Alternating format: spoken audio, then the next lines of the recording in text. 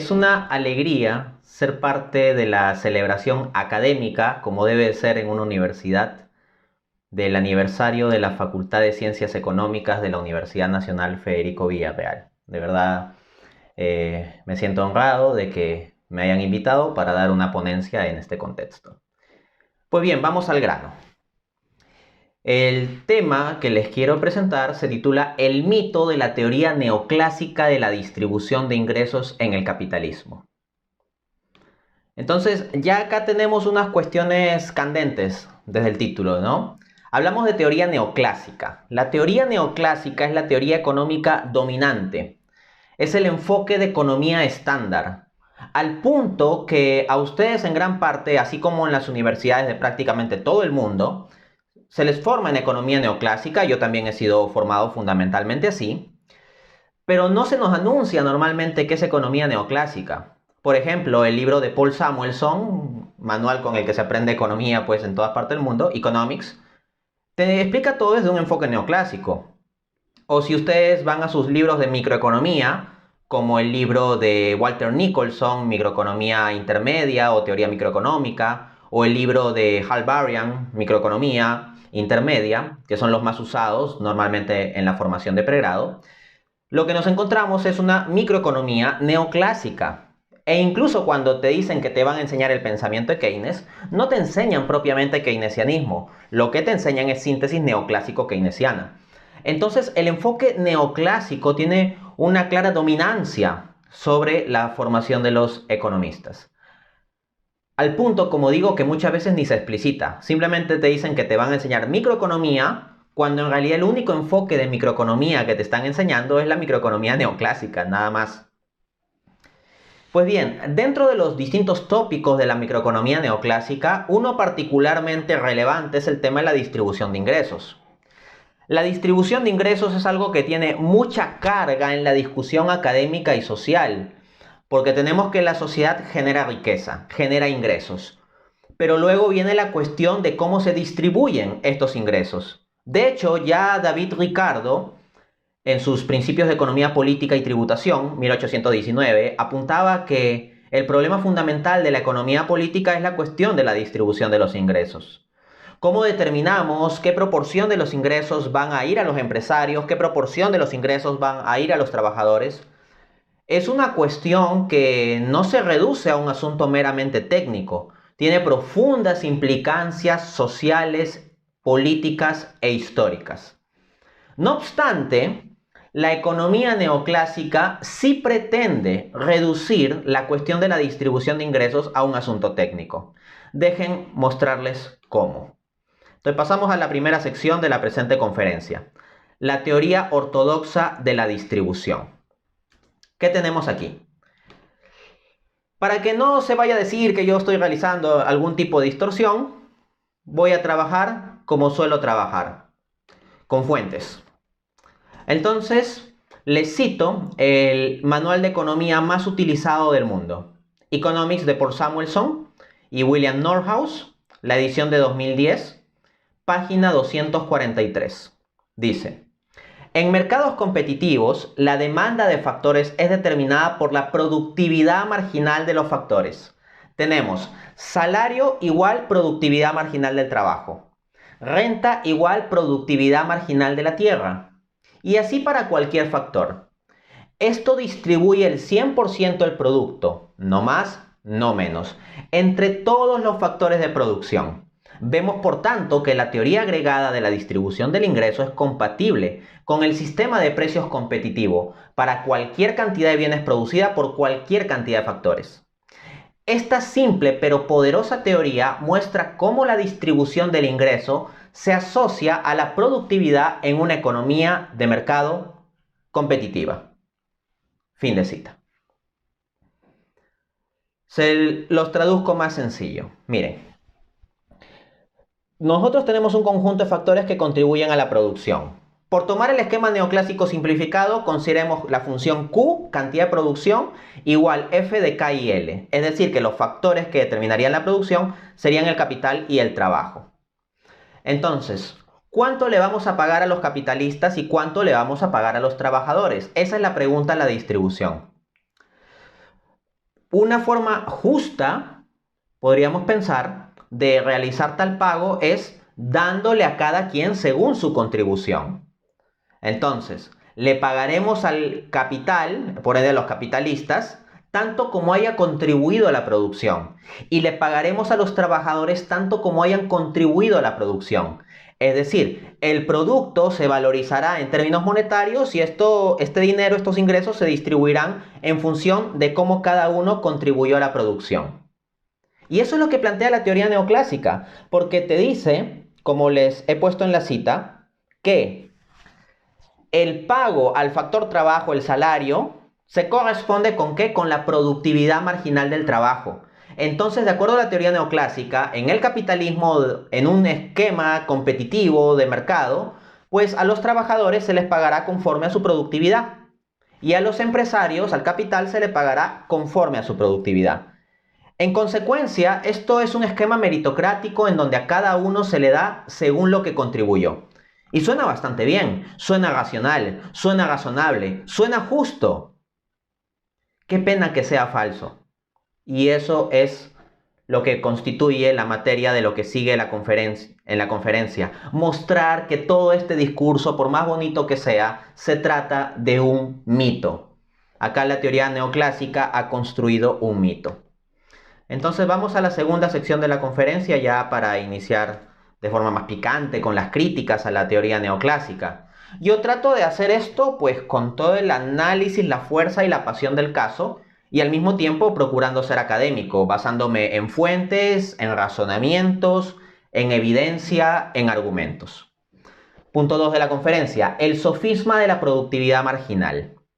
A ver, hemos dicho que el pago al factor trabajo, por ejemplo, el pago a los trabajadores, vendría dado por la productividad marginal del trabajo. El punto es, ¿cómo se calcula la productividad marginal del trabajo? Cualquiera que esté bien familiarizado con su curso de microeconomía sabe que tú tienes la función de producción y haces la derivada parcial de la función de producción con respecto al factor trabajo, o sea, la derivada de Q con respecto a L, y lo que obtendrás será la productividad marginal del trabajo. ¿Ok? Bueno, no voy a entrar sobre este tema aquí, pero en mi canal de YouTube, Dante A. Urbina, pueden encontrar conferencias donde yo cuestiono la noción misma de función de producción y la coherencia lógico-matemática misma del constructo conocido como función de producción. Asimismo, en el capítulo 2 de mi libro Economía para herejes, ataco duramente la función de producción. Como digo, no me voy a ocupar de eso en la conferencia porque la presente conferencia no es directamente sobre la función de producción, sino sobre la teoría de la distribución. Pero, si la productividad marginal se calcula como la derivada de la función de producción con respecto al factor y ya tenemos serios cuestionamientos a la función de producción, entonces plantear su derivada desde ya es problemático. Porque es como que tú quieras hacer una torta con huevos podridos. O sea, si los huevos ya están podridos, la torta no va a salir bien. Si hay problemas lógico-matemáticos en la construcción de la función de producción, la productividad marginal no va a ser un concepto coherente. Pero por caridad cristiana, diré, concedamos que sea coherente el concepto de función de producción. Y también lo hago por un tema de economía de palabras para no tener que justificar toda esa proposición que ya es justificada en otras partes. ¿Vale esto de calcular la productividad marginal del trabajo? Yo les dije, y ustedes lo sabrán muy bien si tienen muy clara su teoría micro, que la derivada es una derivada parcial. Entonces, si están al tanto de las matemáticas, es que la función Q de producción está determinada por las variables K y L. Hacer la derivada parcial significa, con respecto a L, significa que tú vas a mantener el capital constante y lo único que va a variar es el factor L. Y aquí viene la pregunta del millón. ¿Es razonable pensar que en un proceso productivo real el capital esté constante mientras el trabajo no lo está? Es altamente irrazonable. Si ustedes piensan sobre cómo son los procesos de producción en el mundo real, ¿qué es lo que importa? Lo que encontramos es que constantemente confluyen capital y trabajo, interactuando. No es que se pueda claramente ver cómo el trabajo produce independientemente el capital o el capital independientemente el trabajo. Así, por ejemplo, el profesor Eric Roll, inglés, en su libro Historia de las Doctrinas Económicas, apunta lo siguiente, abro cita. La noción de una productividad específica, independientemente de un factor, es una abstracción y no puede tener relación con un problema tan realista como la justificación de una tasa determinada de remuneración. El producto es el resultado conjunto de factores empleados en combinación. Y la aseveración de que los salarios son iguales al producto marginal neto del trabajo ha de ser considerada solo como uno de los elementos de la teoría de los salarios. Les pongo una analogía, a ver, nosotros que somos peruanos, un ceviche. Tú podrías claramente ver en tu paladar la contribución diferencial de la cebolla, separándola de la contribución del ajicito, o de la contribución del pescado, o de la contribución del limón. Lo que nosotros encontramos es que en la experiencia del ceviche, precisamente la clave está en que esto se combina y el sabor se da en esa interacción, en esa combinación de ingredientes. Lo mismo vale para la producción. En consecuencia, es una pura ficción plantear la productividad marginal independientemente. Pero quiero dar un golpe más duro aquí y ir a dar el golpe matemático. Miren, la función de producción es Q igual F de K y L, pero hay diferentes versiones de la función de producción. Hay la versión Cobb-Douglas, hay la versión de sustitutos perfectos y la versión de Leontief. Esas son las tres versiones más usadas, hay también otras. Ahora bien, lo que yo he dicho hace un rato es que lo que vemos en la producción real es que hay una complementariedad entre cierta cantidad de trabajo y cierta cantidad de capital.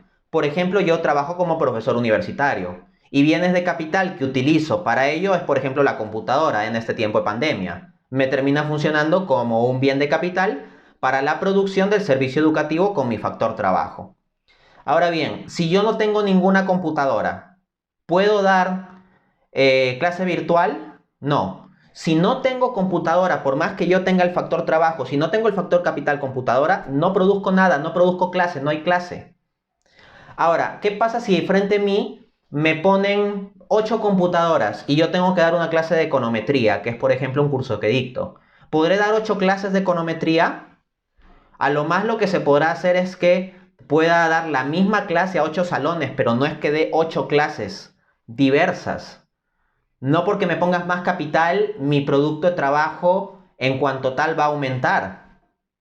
Entonces vemos que hay una relación en general en la producción real entre la cantidad de trabajo y la cantidad de capital. Ahora bien, ¿cuál de las tres funciones que he nombrado habla de esa complementariedad entre trabajo y capital? No la Cobb-Douglas, que habla de una sustitución en la curva, menos la de sustitución perfecta. La función de producción que habla de una complementariedad entre cierta cantidad de capital y cierta cantidad de trabajo es la función de Leontief. Y ustedes recordarán que la función de Leontief se denota como Q igual mínimo de K y L. O le puedes meter coeficientes A al capital y L y B al trabajo L. Ahora, ¿qué es la productividad marginal? La derivada de la función de producción con respecto al factor. ¿Cómo calcularías la productividad marginal del trabajo? Tendrías que sacar la derivada del mínimo de AK y BL con respecto a el factor L. Y no funciona. En el capítulo 3 de mi libro Economía para herejes pueden ver el desarrollo matemático de la derivada con los límites detrás de esa derivada, los límites matemáticos. Y en el caso de la productividad marginal del trabajo sale 0, porque al final te sale el límite de 0 sobre el incremento de L, que da 0. Cosa rara, ¿no? O sea, nada de productividad marginal. Y en el caso de la productividad marginal del capital, lo que van a encontrar es que sale el límite de 0 entre 0. Pero sabemos que 0 entre 0 es indeterminado y no tiene solución. Entonces, el caso más realista del mundo real no es el de la función Cobb-Douglas con el cual les enseñan en los ejemplitos artificiales o artificiosos de microeconomía. Y esto no es porque los profesores de microeconomía tengan una conspiración para ocultar esto, no. Lo que pasa es que la gran mayoría de profesores de microeconomía no son conscientes de estos problemas. ¿Ok? O sea, no es que lo hacen a sabiendas. Es que simplemente esto no se discute, no se habla en la universidad. Por eso es bueno conferencias abiertas como el presente caso, ¿no? Bien, entonces si no puedes sacar la derivada, no puedes calcular la productividad marginal en el caso más realista de las funciones de producción y por lo tanto el concepto se quiebra. Vamos al tercer punto de esta conferencia, hay que ir avanzando. La teoría del mercado de trabajo dual. Los economistas neoclásicos suelen hablar del mercado de trabajo, ¿no? O si hablan de los mercados de trabajo, suelen verlos como técnicamente equivalentes, o sea, como que el equilibrio se determina igual en cada uno. Y hasta te lo simplifican diciendo que hay n mercados de trabajo, los cuales se suman, por ejemplo, o se promedian, dependiendo de la consideración que estés haciendo. Pero los economistas institucionalistas, y mi enfoque favorito de economía es el institucionalismo, lo que plantean es que en realidad hay una dualidad, hay dos tipos de mercados de trabajo en el mundo real. Entonces ya no es un solo mercado de trabajo sobre el cual de forma unívoca se calcule la productividad marginal para ver cuánto le vas a pagar a los trabajadores, sino que hay condicionamientos dependiendo del mercado de trabajo en el que te encuentras. Esto fue planteado por Peter Doeringer y Michel Pior en su libro Internal Labor Markets and Manpower Analysis de 1971. Plantean que existen mercados de trabajo primarios y secundarios. Los mercados de trabajo primarios son los que tienen puestos de trabajo buenos, por decirlo así. Se caracterizan por 1. Estabilidad y seguridad. 2. Salarios elevados y crecientes. 3. Formación y capacitación laboral constante. 4. Oportunidades de ascenso en la escala de puestos. 5. Utilización de tecnologías avanzadas e intensivas en capital. 6. Existencia de sindicatos eficaces y eficientes. Aunque esto último, hoy en día en que ya no tienen tanta fuerza los sindicatos como antes, se podría obviar. Paralelamente, los mercados secundarios son los que tienen puestos de trabajo malos. ¿Cuáles son las características? 1. Inestabilidad por causa de la alta rotación laboral. 2. Salarios bajos y relativamente estancados. 3. Falta de formación y capacitación laboral. 4. Escalas de puesto inexistentes o con pocas posibilidades de ascenso. 5. Utilización de tecnologías desfasadas e intensivas en mano de obra. 6. Inexistencia o precariedad de los sindicatos. Entonces, independientemente de tu esfuerzo y tu productividad marginal, al final de cuentas lo que va a condicionar más que tu productividad marginal individual, el salario que tú recibas, es en cuál de los mercados has entrado, en cuál de los mercados de trabajo. Se los pongo con un ejemplo. ¿Quién está en el mercado de trabajo primario? Bueno, en el mercado de trabajo de primario están los profesores universitarios nombrados, por ejemplo. En el mercado de trabajo primario, los profesores nombrados que enseñan la teoría neoclásica que yo estoy criticando ahorita, bueno, estarían normalmente en ese tipo de mercado. Tienen posibilidades de ascenso porque hay profesor auxiliar, asociado, principal, hay escalas de puestos, hay nombramientos, hay ascensos. Los sueldos pueden ir creciendo a lo largo del tiempo dependiendo de cómo asciendes. Hay capacitación a los profesores, se hacen cursos de capacitación, entonces es un mercado de trabajo primario. Y bueno, yo doy muchas gracias a Dios de poder pertenecer a un mercado de trabajo primario, pero al mismo tiempo soy consciente de que hay personas que trabajan, que se esfuerzan, que no son pobres porque quieren, ¿no? Ellos luchan, no es que les guste ser pobres, pero por determinadas restricciones y condicionamientos se encuentran en el mercado de trabajo secundarios. Por ejemplo, el mozo de un chifa. El mozo de un chifa trabaja en un mercado de trabajo secundario. No vas a tener ascensos así nomás siendo el mozo de un chifa. No tienes capacitación laboral, no utilizas tecnologías intensivas ni cosas por el estilo. Entonces, tenemos que ser conscientes de esa naturaleza dual. Para seguir avanzando con la exposición, voy al siguiente punto. Entonces vamos a la sección número 4 de la conferencia. Los mercados internos de trabajo. El concepto de mercados internos de trabajo también fue planteado por Peter Doeringer y Michel Pior en el libro referido. De hecho, Internal Labor Markets aparece en el título de la obra. Y lo que sostienen estos autores es que las empresas tienen mecanismos internos para determinar los salarios. ¿Qué te dicen los economistas neoclásicos? que los salarios los determina el mercado. O sea, que tienes un mercado competitivo en el cual al final vas a tener una cierta configuración de productividad y salarios. Pero lo que nosotros encontramos es que las empresas tienen reglas internas sobre cómo determinar los salarios, sobre cómo determinar los ascensos. Por ejemplo, la productividad de un trabajador. Pregunta, ¿la productividad de un trabajador varía a lo largo del tiempo? ¿Varía a lo largo del año? Sí. Ahora, ¿el salario de los trabajadores suele variar a lo largo del año? Depende. Si estás en un mercado de trabajo secundario, puede ser que sí, porque ahí tal vez te pagan por la cantidad que vendes o que produces, directamente por cantidad. Hay trabajos al destajo, por ejemplo. Pero en caso de trabajo primario, no. Tú seas más productivo o menos productivo, hay un sueldo que se ha determinado por ciertas reglas. Por ejemplo, en una institución del Estado, puede haber un ministro que trabaje muy bien y sea técnicamente muy eficiente y que ayude al desarrollo del país. Y después supongan que lo reemplazan por un inepto.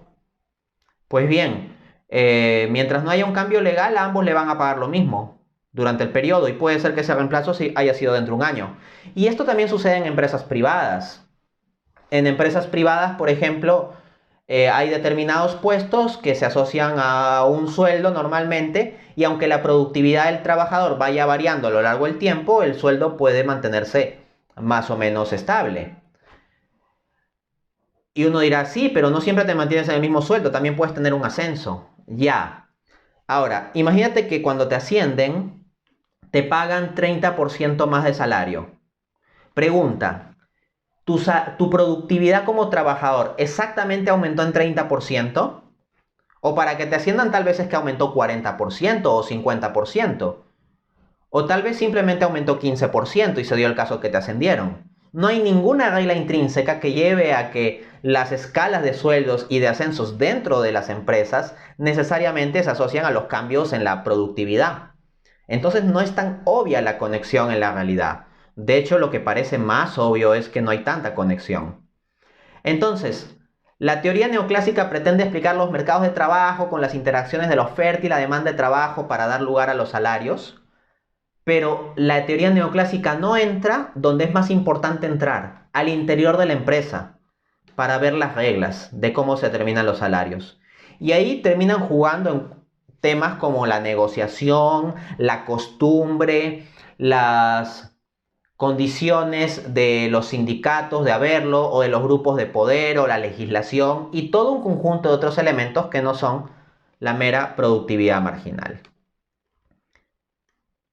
Pasemos a la sección número 5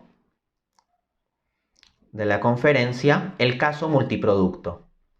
Miren, cuando se nos enseña microeconomía, se nos acostumbra mucho a la función de producción Q igual F de K y L.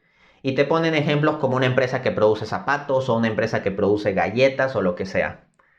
Pero si tú observas, la gran mayoría de las empresas del mundo real no producen un solo producto homogéneo. Producen muchos productos a la vez. Por ejemplo, una universidad puede brindar educación de pregrado, maestrías, doctorados, educación continua, educación a distancia, diversos productos. Asimismo, una empresa gaseosa puede brindar distintos sabores o tamaños o presentaciones de la misma gaseosa. O a veces hasta oferta marcas distintas de gaseosa, pero hay una sola empresa que es el propietario conjunto y hasta lo produce en determinadas plantas, con divisiones. Las empresas de ropa no es que producen una sola ropa, producen diversos tipos de ropa. Entonces, si piensan por un momento, la gran mayoría de fenómenos de producción en el mundo real no es que una empresa produce un solo producto homogéneo. Lo más común es que una empresa produce una gama de productos. Productos normalmente relacionados, claro está, pero gama de productos al fin y al cabo. Al mismo tiempo, el factor trabajo dentro de una empresa no es un asunto que se distribuye de forma homogénea o clónica. Lo que nosotros tenemos es que hay distintas divisiones y departamentos. No es lo mismo hablar de la productividad marginal del contador que la productividad marginal del que limpia los baños o la productividad marginal del gerente o la productividad marginal del que procesa los informes o la productividad marginal del que produce con sus manos o el que supervisa la producción. Tú puedes tal vez más o menos comparar la productividad marginal de un contador con otro contador, pero ¿cómo comparas entre distintos puestos? No es tan sencillo. Entonces, ¿a qué quiero ir? Cuando tú tomas el caso de la función de producción multiproducto, en el cual tienes Q sub I igual F de K y L, donde el subíndice I se refiere a distintos subproductos dentro de la empresa, lo que vas a encontrar como realizo el desarrollo matemático en el capítulo 3 de Economía para herejes, es que llegas a una fórmula donde la empresa maximiza beneficios, donde obtiene el óptimo matemático de acuerdo a la teoría neoclásica, en la situación siguiente. Por un lado de la ecuación, en el primer término, vas a tener la productividad marginal del trabajo ponderada por producto específico, o sea, por cada subproducto que saca la empresa. Y al otro lado vas a tener los salarios ponderados por los distintos departamentos y productos específicos. ¿Y por qué esto es un problema? Porque a ambos lados lo que vas a tener es las sumatorias. Entonces, lo que tú requieres desde las mismas fórmulas matemáticas de la teoría neoclásica es que la sumatoria de los salarios ponderados sea igual a la sumatoria de las productividades ponderadas. Ahora bien, 2 más 2 es igual a 2 más 2. Tómenme atención aquí para verlo con cuidado. 2 más 2 es igual a 2 más 2, ya. Pero 2 más 2 también es igual a 1 más 3. Y 2 más 2 también es igual a 3 más 1. ¿Qué les quiero decir con esto? Que para que se cumpla la condición matemática de que la sumatoria de las productividades sea igual a la sumatoria de los salarios, tú les puedes pagar de forma desigual a los distintos departamentos o a los distintos trabajadores de las distintas secciones de la empresa. Y de hecho, ni siquiera necesitas pagarle a cada uno según su productividad. Lo único que importa es que la suma total dé el equivalente al total de salarios. Entonces, la idea de que hay una correspondencia meritocrática estricta en la distribución capitalista, al menos tal como la pinta la teoría neoclásica, en términos de productividades marginales, cae por los suelos. Vamos a la última sección. Sección número 6. La crítica de Raffa. Piero Raffa es un genial economista italiano que fue la pesadilla de Friedrich von Hayek. Esto es poco conocido. El economista austriaco liberal Friedrich von Hayek, allá en Inglaterra, primero quería medirse debatiendo contra Keynes, pero al final Keynes dejó de lado el debate con Hayek y fue uno de los discípulos de Keynes el que se encargó de debatir intelectualmente contra Hayek. Este discípulo es Piero Raffa. Tal vez en otra ocasión tenga chance de dar una conferencia sobre el debate intelectual de ellos, debate que Raffa ganó, ciertamente. Fue un debate académico con papers y todo eso. Raffa matemáticamente le demostró a Hayek que estaba equivocado. Cabe apuntar que Hayek apelaba a matemáticas en su argumentación, curiosamente. Bueno, yendo a esto, Piero Raffa es un economista italiano muy inteligente que planteó duras críticas a la teoría neoclásica, aunque lamentablemente no son muy conocidas en los ámbitos universitarios, que simplemente se habla de la teoría ortodoxa y ya, ¿no? Lo que hizo Raffa fue plantear un esquema matemático en donde se volvía a retomar la ley de hierro de los salarios, de acuerdo con la cual hay una relación inversa entre salarios y beneficios. La ecuación a la que llega Raffa es que R minúscula va a ser igual a R mayúscula por 1 menos W. Es decir, traducción, las ganancias del capital R minúscula será la fracción del excedente de producción R mayúscula que no haya sido asignado al factor trabajo, 1 menos W, el salario, wage, salario. Entonces, sobre esta ecuación planteada por Raffa, el economista Luis Antonio Fonserrada, en su tesis titulada Raffa y von Bauer, escribe lo siguiente, abro cita. Es importante hacer notar que en el esquema de Raffa no se define cuál de las variables distributivas debe ser fijada.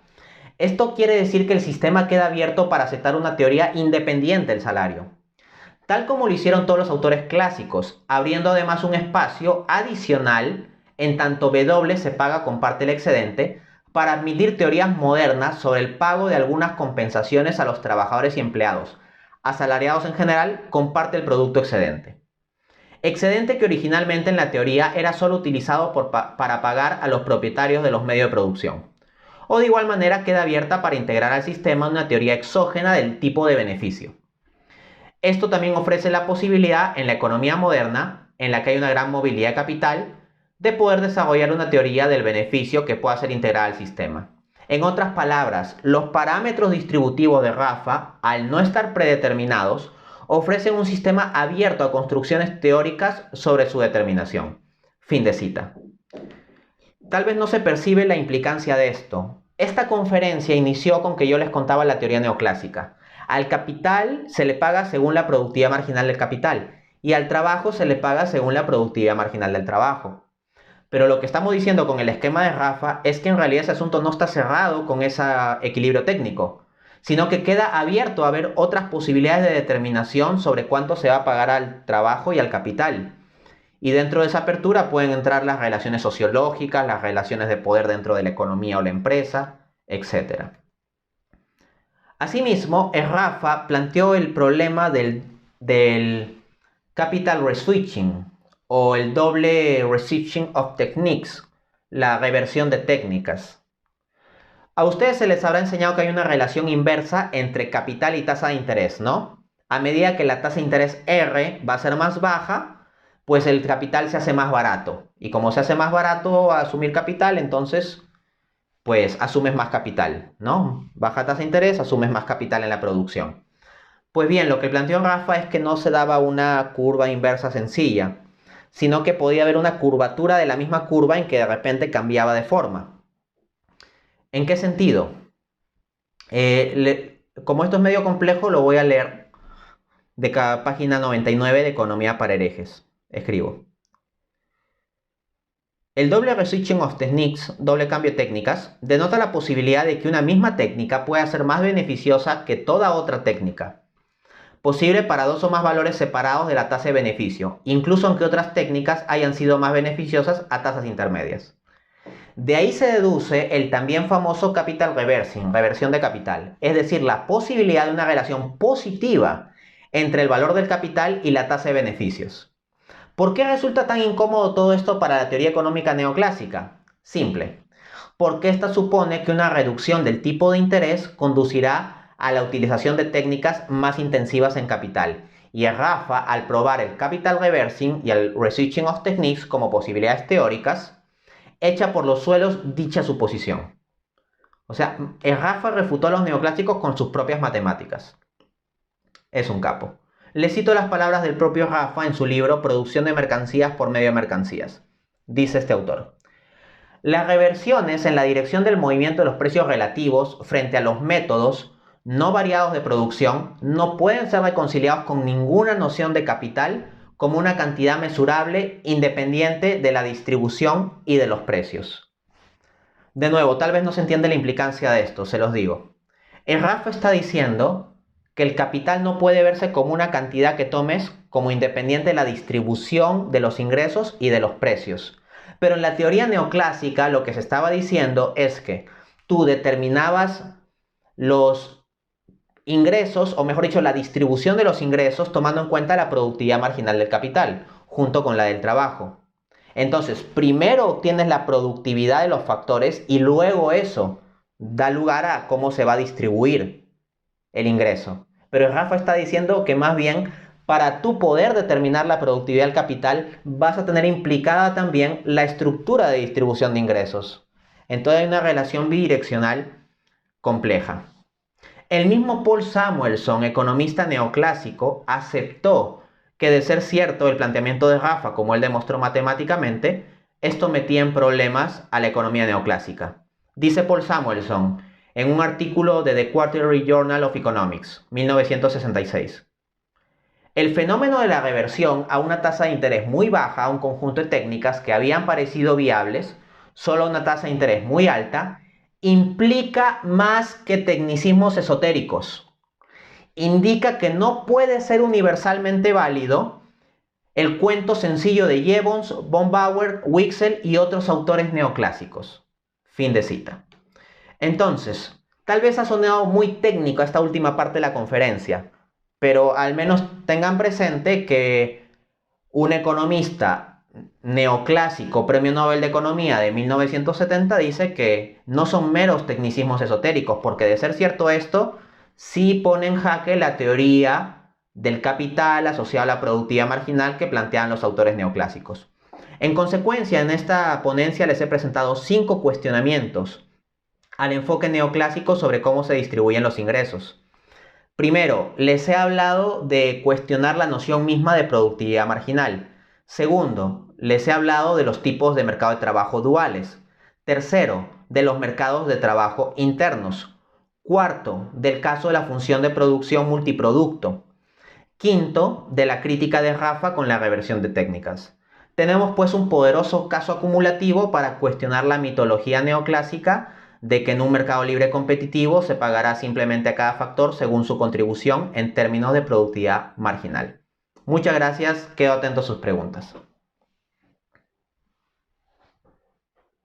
Muchas gracias, profesor Dante. Sí, hay varias preguntas, le transmito. Y también, chicos, sigan ustedes enviando sus consultas para el profesor Dante. Y transmito las primeras consultas. Bien, sí. Unos minutos, por favor, que están llegando. Bien, la primera de ellas es, ¿cuál sería la relación entre la microeconomía neoclásica y la del comportamiento? Bien. Por microeconomía de comportamiento nos estaríamos refiriendo a la microeconomía conductual. La economía conductual lo que hace es tomar en cuenta al ser humano en tanto homo psicologicus. O sea, la economía neoclásica, la estándar, ve al hombre como un homo economicus, el cual toma en cuenta las opciones disponibles, procesa lógicamente la información sobre las opciones disponibles y toma la decisión óptima. En teoría, el consumidor sale, ¿qué cosa? Que el consumidor consumirá allí donde se dé que la curva de utilidad corta o se corta tangencialmente con la restricción presupuestaria. Y en el caso de la teoría de la producción, que la curva isocuanta se corta tangencialmente con la recta isocosto. Entonces se trata de optimizadores. El ser humano sería un optimizador racional. En contraste, la economía conductual ve al homo psicologicus, al hombre en cuanto ser psicológico. Y lo que se encuentra es que tenemos sesgos cognitivos. Un ser humano racional no tropezaría 2 veces con la misma piedra. Ahora bien, ¿qué sucede en la economía real? Múltiples veces tropezamos con la misma piedra, no solo en la vida amorosa o académica, sino también en nuestras transacciones económicas. Muchas veces los inversionistas se dejan llevar por dinámicas de euforia. Por ejemplo, el Premio Nobel de Economía de 2013, Robert Shiller, en su libro Irrational Exuberance, Exuberancia Irracional, muestra cómo los sesgos cognitivos psicológicos afectan la conducta de los inversionistas en los mercados financieros y cómo esto lleva a dinámicas de burbuja. Al mismo tiempo, la noción neoclásica de que sabemos procesar la información para tomar las mejores decisiones está fuertemente cuestionada por teóricos conductuales. Les recomiendo, por ejemplo, el libro de Dan Ariely, titulado Predictably Irrational, predeciblemente irracional, en donde la economía conductual muestra múltiples mecanismos en virtud de los cuales se predecirá de forma racional que lo más probable es que adoptemos un comportamiento irracional, al menos comparado con el estándar de racionalidad reduccionista, determinista, optimizador e individualista de la economía neoclásica. Si quieren más detalles sobre esto, pueden revisar el capítulo 1 de mi libro Economía para herejes. Les comento que ese capítulo 1 está gratuito en Amazon. Simplemente ponen en Amazon Economía para herejes, le dan clic a la portada y el capítulo 1 sale gratis, así que ahí pueden ver resumida la información. Bien, profesor, tenemos más consultas. Aquí va la segunda consulta y nos escriben: ¿es la axiomatización de las preferencias de la microeconomía neoclásica un límite para representar la realidad? Creo que sí. Hay que entender que de todas maneras para representar la realidad tenemos que poner los límites. Yo no hablo de no tener límites, es necesario tener límites. Pero lo que tenemos que preguntarnos es si las limitaciones de la teoría son razonables. Y si hablamos de la axiomatización de las preferencias, pues hay unos axiomas, efectivamente, que se tienen que cumplir. Por ejemplo, el axioma de completitud. El axioma de completitud te dice que cuando un individuo está frente a una decisión y tiene varias opciones, por ejemplo, A, B y C, siempre va a tener una estructura de preferencias determinadas frente a tales decisiones. Cualquiera que haya acompañado a la enamorada o a la esposa a comprar ropa sabe que eso no es cierto. O sea, hay estos zapatos y los otros, y tienes las tres opciones y la estructura de preferencias no parece ser clara y completa.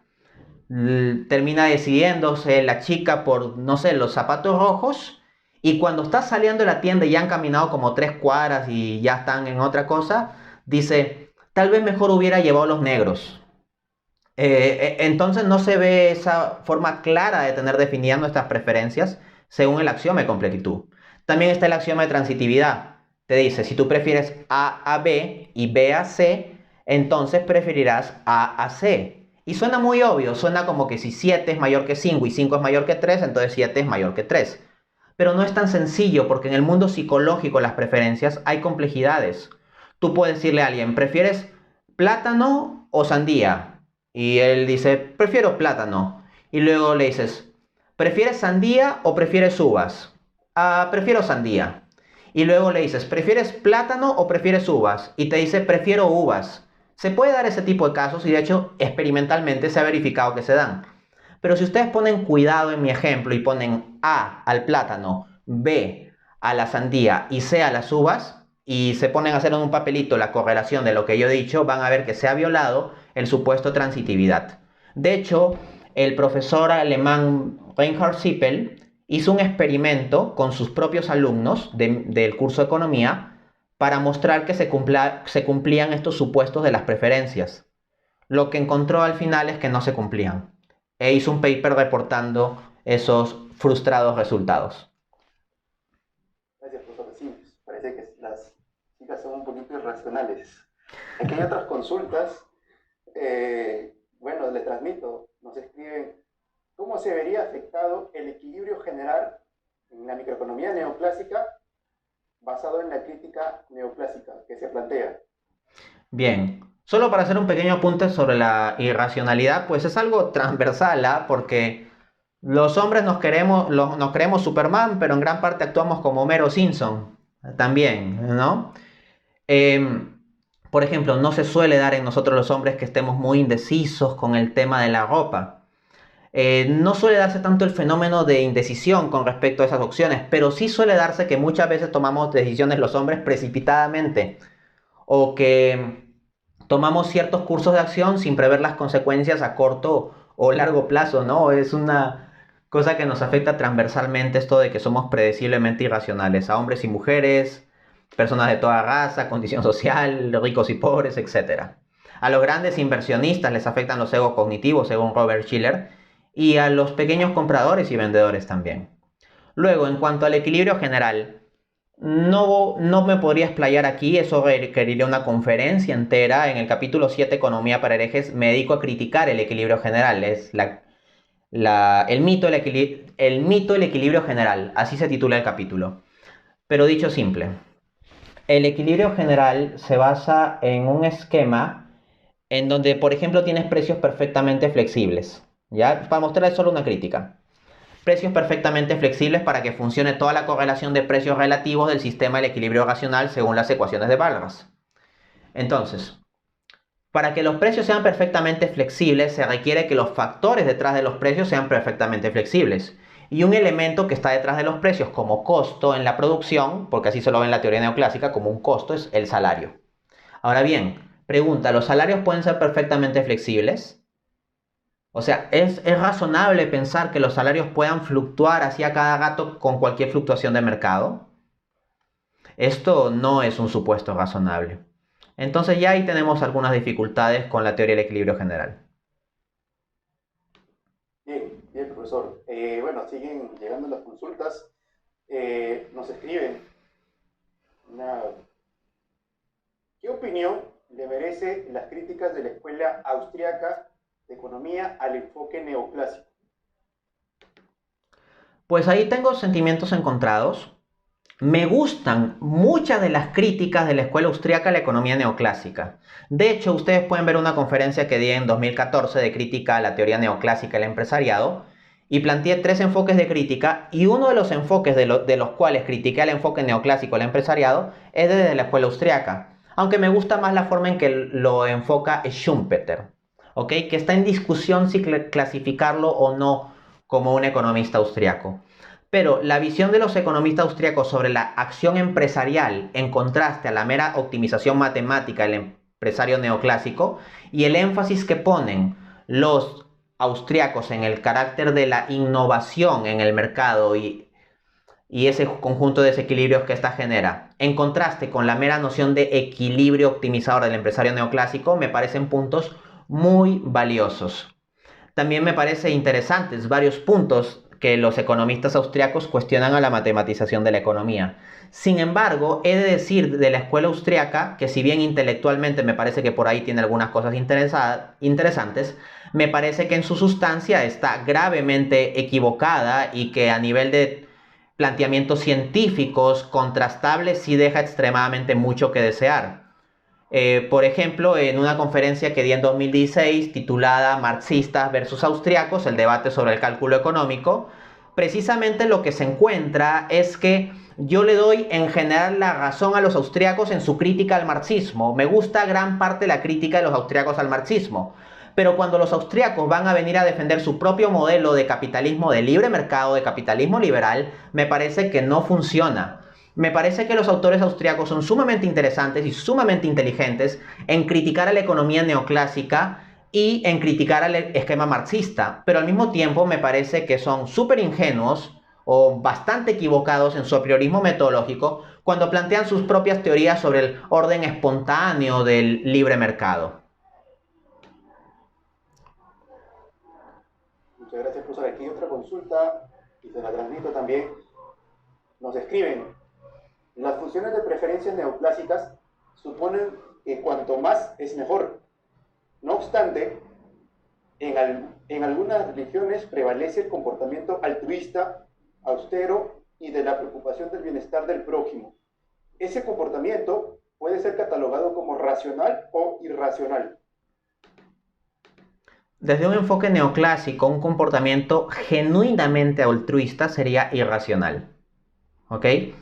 Si hablamos de un altruismo o sacrificio genuino de prescindir nuestro bienestar con tal de promover el bienestar de otro, independientemente de nuestro bienestar, sino por convicción o compromiso, eso no conectaría bien con la teoría neoclásica. Entonces, desde un punto de vista neoclásico sería irracional. Pero la teoría neoclásica no es el único esquema para definir la racionalidad. Podemos hablar de la racionalidad desde una perspectiva aristotélica, por ejemplo. Y en la visión de Aristóteles eso no sería necesariamente irracional. Si lo complementamos con la visión de Santo Tomás de Aquino, una racionalidad desde un punto de vista aristotélico tomista, esa conducta no tendría por qué ser irracional. Más bien la conducta altruista serían las conductas más racionales. Pero tal como la economía neoclásica entiende la racionalidad desde su esquema reduccionista, pues sí calificaría esto como irracional. Bien, hay otras consultas más, pero antes de ello también le repiten sus saludos hacia sus personas desde Bolivia. Oh. Qué gusto. Sí, pasamos con la siguiente consulta. ¿Qué otros trabajos dan un buen aporte sobre una crítica a la economía neoclásica sobre los salarios? A ver, bueno, yo recomendaría revisar el libro de Piero Raffa, de producción de mercancías por medio de mercancías. Al mismo tiempo, revisar el libro de Döringer y Piore. Es interesante. Hay un libro que se titula Teorías económicas, producción y globalización, de Mario Gherbolini. Es un libro interesante también que realiza críticas a este respecto. Y no puede dejar de mencionarse asimismo el libro The Banking Economics, Desnudando la Economía, de el australiano Steve King. Bien, profesor, aquí hay otra consulta más. Nos escriben, mi pregunta es si el factor de riesgo no debería influir al tema salarial.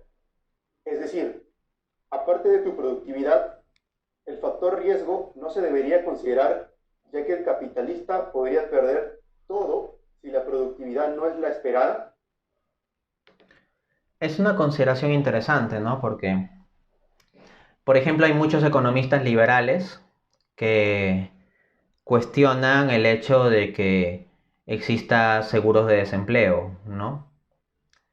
Pero hay riesgos también implicados en el factor trabajo y si podemos organizar ciertos sistemas sociales para reducir ese riesgo, puede funcionar bien. O sea, siempre se habla del riesgo en que incurre el capitalista, ¿no? Cuando se hacen estas defensas del capitalismo libre mercado, se habla de que el capitalista se arriesga. Y ojo, estoy de acuerdo.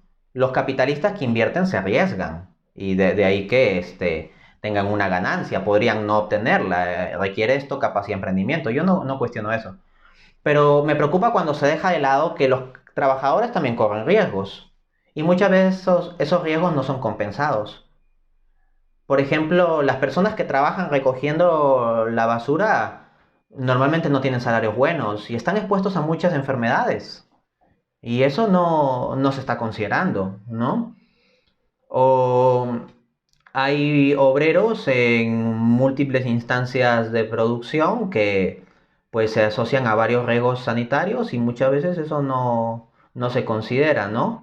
Y si se quiere entrar a hacer regulaciones sobre eso, hay algunos liberales que gritarán, no, eso es intervencionismo, ¿no? Pero yo prefiero dar prioridad a lo humano, ¿no? O sea, si un pensamiento de ideología liberal va a llevar a ser inhumano, pues yo prefiero ser humano. Bien, profesor. Bueno, aquí otra consulta bastante amplia. Nos escriben, profesor Dante, desde su punto de vista, ¿cuál sería una transición para reformar el sistema económico? Hasta ahora, no hemos acabado con el hambre en un sistema que desperdicia alimentos y muchos otros ejemplos. ¿Cómo transmitir en los individuos que necesitamos evolucionar a una sociedad distinta? Me da esperanza al menos que alguien plantee ese tipo de preguntas, ¿no?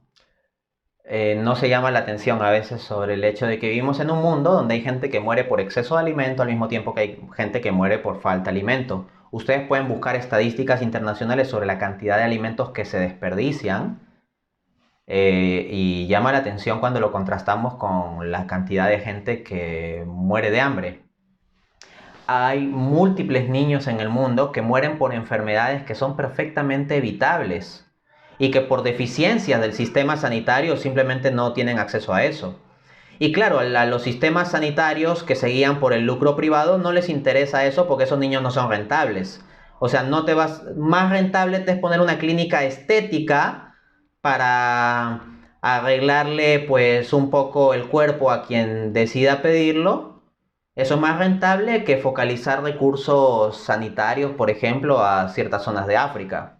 No hay muchos incentivos porque estos niños africanos que mueren de esas enfermedades no constituyen un mercado relevante, ¿no? Entonces, yo siempre he afirmado con mucha fuerza la propuesta del economista, o bueno, del intelectual peruano Osvaldo Rivero en su libro El mito del desarrollo. Él en el último capítulo del libro habla sobre pactos respecto al hambre. O sea, debería organizarse un pacto mundial, así un acuerdo entre naciones para evitar que mueran personas por causas evitables.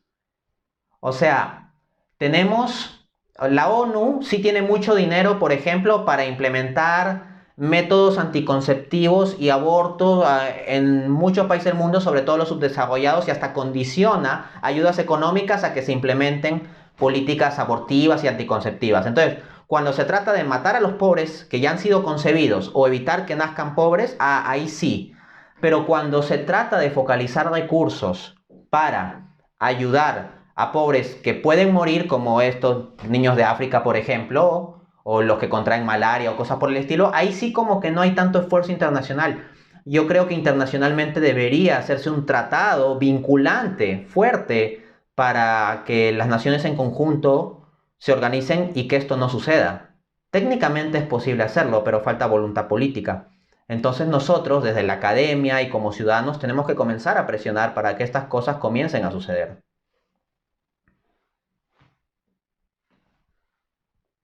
Muchas gracias, profesor Dante. Aquí tenemos también otra consulta que nos envían y nos escriben. Estoy muy de acuerdo con sus posturas, pero si la solución dada por los neoclásicos no es Entonces, ¿cuál debería tomarse para los análisis y comprender la relación de todas las variables, dado que el análisis económico es bastante complejo? Pues como decía el filósofo Edgar Morin, si tenemos una realidad compleja, lo que requerimos es pensamiento complejo. Lo que pasa es que la teoría neoclásica no es que sea muy compleja, es que es extremadamente simple y pretende casar una realidad compleja en un esquema extremadamente simple. Yo no propongo reemplazar a la teoría neoclásica como una especie de copia de la teoría neoclásica. En mi libro Economía para herejes y en general en mi trabajo académico, por lo que yo abogo es por un pluralismo epistemológico. En otras palabras, nosotros, para estudiar el fenómeno de la distribución de ingresos, que ha sido el tema de esta conferencia, debemos ver qué tienen que decir los economistas institucionalistas y qué dicen los errafianos o neoricardianos y qué dicen los regulacionistas y qué dicen los austriacos y qué dicen los keynesianos o los post-keynesianos, etc.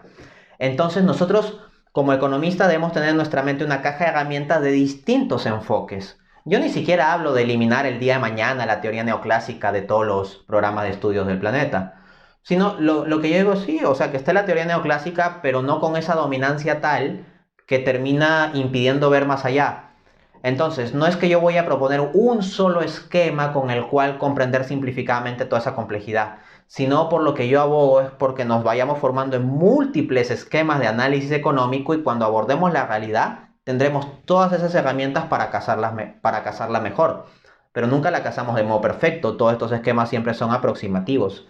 Pero es preferible tener muchos haces de luz hacia esa realidad que un solo haz de luz si es que no de sombra, que sería la teoría neoclásica.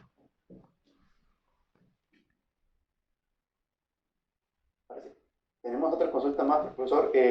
Nos escribe: estimado profesor, ¿la inversión en capacitación de capital humano puede ser considerado como costo hundido? Costo hundido. Un costo hundido es aquel en el cual se incurre y pues ya no hay marcha atrás, ¿no? Entonces, en cierto modo uno no puede volver al pasado, ¿no? O sea, las inversiones que realizas las realizas.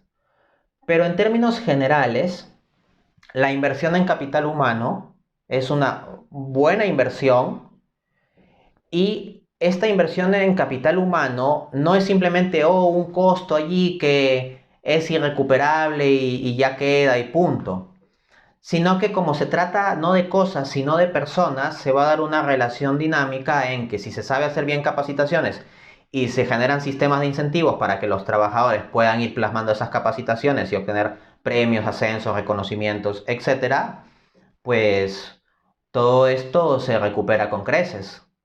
Siempre y cuando también uno vea esquemas para mantener la estabilidad laboral. Entonces, en la medida en que tú capacitas bien a alguien que va a permanecer en tu empresa, esto funciona bien. Bien, tenemos, parece, una última consulta, profesor. Ya. Y nos escriben.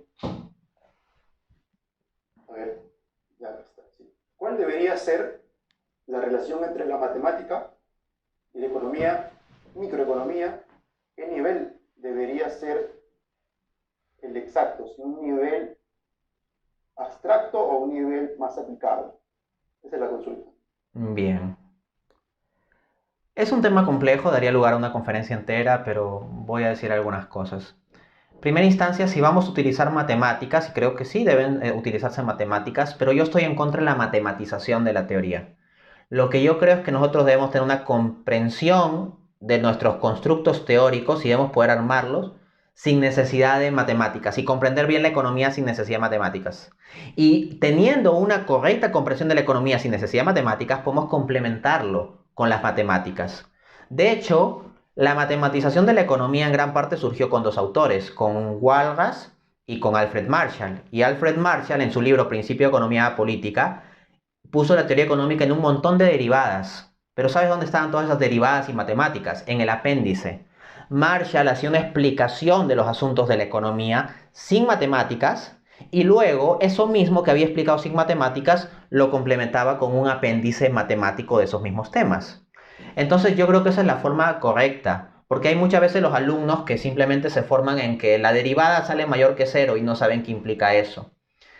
Entonces debe haber una comprensión del fenómeno económico independiente de las matemáticas. Hay que comprender también que muchos supuestos simplificadores para que funcionen los modelos matemáticos contradicen el sentido económico de las cosas. Muchas veces se sacrifica la pertinencia del análisis económico solo por cuadrar con una propiedad matemática. Eso yo lo he visto mucho en modelos macro, por ejemplo, en la macroeconomía. Entonces yo diría eso, ¿no? Y aparte que tendremos que ir a una matemática más compleja. La matemática que nosotros utilizamos es muy simple. En gran parte se nos enseña con una matemática bidimensional. Te hacen unos grafiquitos, este es tu eje Y, este es tu eje X, y te muestran curvas y cómo se mueve, y ahí tener la economía. Se necesitan sistemas más complejos para entender la economía. De hecho, el ya referido economista australiano Steve King plantea la necesidad de aplicar teoría del caos y matemáticas fractales y sistemas iterativos, o sea, matemáticas de mucho más nivel para captar mejor la realidad económica. Siendo la realidad económica mucho más compleja que la realidad física, porque los seres humanos vivimos en un contexto social y somos agentes libres, si queremos alguna aproximación matemática, no podemos tener herramientas matemáticas más débiles que las de la física. Requerimos herramientas matemáticas más complejas. Y al mismo tiempo se requiere aplicar mucho la estadística, porque no podemos predeterminar con las matemáticas lo que va a ser el comportamiento humano. Lo que tenemos que ver es empíricamente qué es lo que nos van diciendo los datos sobre el comportamiento humano, y muchas veces esos resultados de recopilación estadística van a contradecir nuestros presupuestos de los modelos matemáticos clásicos o neoclásicos, y vamos a tener que repensar. En otras palabras, no creo que haya una especie de solución, equilibrio o fijo sobre la cantidad de matemática, sino un conjunto de criterios epistemológicos para ir ajustando, lo cual implicará en unos momentos más y en otros momentos menos la cantidad de matemática. Y sobre todo hay que pensar también sobre la calidad de la matemática y la calidad del análisis. Necesitamos unas matemáticas de más nivel, de mejor calidad para analizar los fenómenos. Gracias, profesor Dante Urbina. Bueno, nos llegó una consulta más que está un poco relacionada a la macroeconomía y la hacemos llegar. ¿Estaría de acuerdo usted con la teoría de Solow?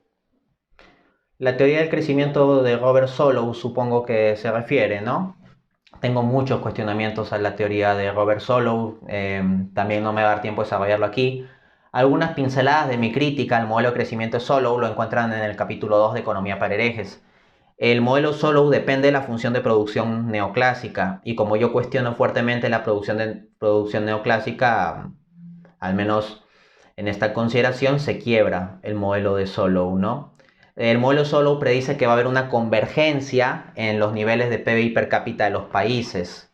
Bueno, eso ya está más que criticadísimo, o sea, tal convergencia no la hemos visto. Entonces parece que las dinámicas de crecimiento se explican por factores distintos al esquema simplista de Solow. Y al mismo tiempo, Solow trata a la tecnología no como un asunto endógeno que haya que comprender internamente en su estructura, dinámica y progreso, sino para Solow la tecnología en su modelo se reduce a una A mayúscula que multiplica a la función de factores de la función de producción. El hacer una comprensión del desarrollo económico donde todo el cambio tecnológico lo pones simplemente en un parámetro A mayúscula sin entrar al fondo de lo que hay detrás de ese parámetro, no es una simplificación, es una simplonería. Bien, profesor. Bueno, nos han llegado dos consultas más. Parece que están los chicos bastante activos y interesados por su gran conferencia y la transmitimos. Sí, profesor. Nos escriben. La primera es, ¿sería necesario estudiar matemática y economía a la vez? ¿O cuál primero sería el orden? ¿Cuál es su opinión? Yo creo que las cosas mejor es hacerlo en conjunto, pero diría no solo economía y matemática. Economía, matemática, psicología, sociología, derecho, historia, ciencia política, todo eso. Que suena una locura, vamos, nadie dijo que entender de verdad la economía sea fácil. O sea, una cosa es que tú saques tu título en 5 años para que salgas y con tu título ganes un sueldito. Eso está bien. Pero si hablamos de hacer ciencia y de comprender el fenómeno económico, se requiere todo este carácter multidimensional de ver la economía, la matemática, la psicología y todas esas ramas del conocimiento. Es difícil, sí, pero creo que es la forma coherente de hacer las cosas y es así como yo he procurado hacerlo. Durante mis épocas de estudio de pregrado, yo paralelamente a mi carrera de economía he estudiado todas esas otras ramas del saber. Bien, y la última consulta sería, ¿qué opinión merecería el matemático John Nash con su equilibrio de Nash? Bien, el equilibrio de Nash en el marco de teoría de juegos plantea que la cooperación puede llevar a un resultado mejor que el que cada uno individualistamente actúe de forma competitiva. Bueno, eso es un cuestionamiento de base al enfoque con el que se suele hacer la economía. Porque ¿quién es el padre de la economía? Adam Smith. Y Adam Smith en su obra La riqueza de las naciones, 1776, libro 4, capítulo 2, nos dice la idea de la mano invisible, que si cada uno actúa egoístamente por su lado, buscando solo su propio beneficio, se generará una situación tal en que como una mano invisible va a hacer que el egoísmo de cada uno dé lugar al bienestar social. Cada uno busca solo su bienestar individual, pero al final se generará el bienestar social. El equilibrio de Nash, o mejor dicho, los planteamientos de Nash sobre la teoría de juegos, considerando dinámicas competitivas y cooperativas, muestra que muchas veces los resultados cooperativos, en donde el grupo se preocupa conjuntamente su bienestar como conjunto y no de forma individualista, lleva a mejores resultados. Creo que tendríamos que escuchar más a Nash y menos a Smith.